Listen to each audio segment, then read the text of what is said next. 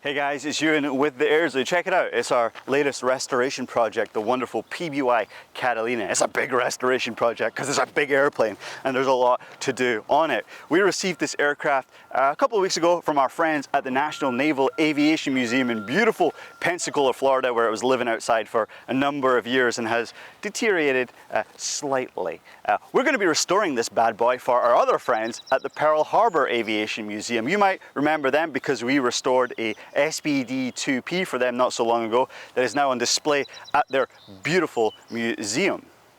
So today we're going to go and spend some time and we're going to go from tip to tail, inside and out on this wonderful aircraft.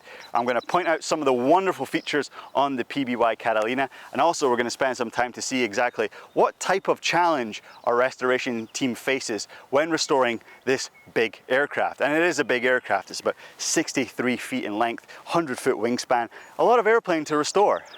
So let's go and check it out and see what type of challenge our restoration team has on their hands.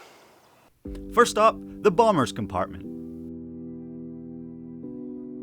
This PBY has an eyeball turret, a later upgrade that packed two 30 caliber machine guns.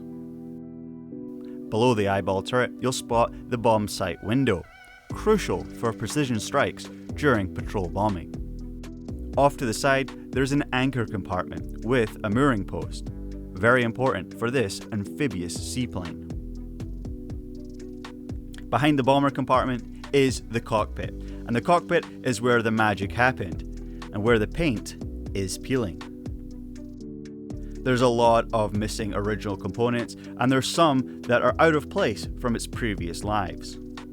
Still, there are some treasures in here, like the original data plate, stamped with its bureau number, 46602. It's going to take a lot of time and a lot of elbow grease to restore this cockpit to its former World War II glory. Just behind the cockpit is the navigator and radioman's compartment. Right now it's just a messy collection of parts from all over the aircraft.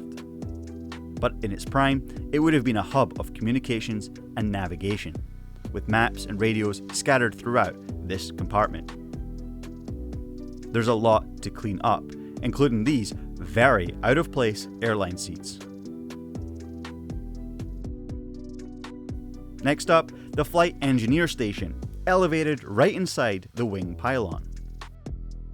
From here, the engineer could keep a sharp eye on both engines through these two windows.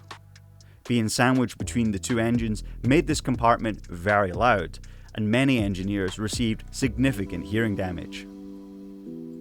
As a PBY 5A, this compartment also had to house the retractable landing gear, making it a very tight squeeze.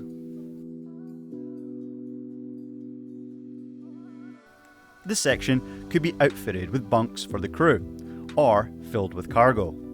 Simple, functional, and absolutely critical for long missions. This bunk section was no doubt a haven for stranded pilots who were rescued by the PBY. Currently, it houses a bunch of the PBY's components that are awaiting assessment and restoration. One of the PBY's most iconic features, the waist gunner blisters. These were also the main entry point into the aircraft. This section itself is in pretty good shape, but the blisters will need a deep clean and careful restoration.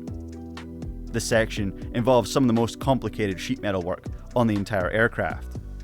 It'll be a challenge to restore, but I know our guys can't wait to dive right into it. And right at the back on the tail, there's an open hatch where another 30 caliber machine gun could be mounted for rear defense. There's no doubt about it, this PBY has a long road ahead of it. But right now we're starting with the wings and engines over at our Flight Discovery Center. This is a big job, but with passion, skill, dedication, and the knowledge of both the Airzo and the Pearl Harbor Aviation Museum, we are up to the task. So stay tuned, because we're going to have another video on the wings and engines coming soon.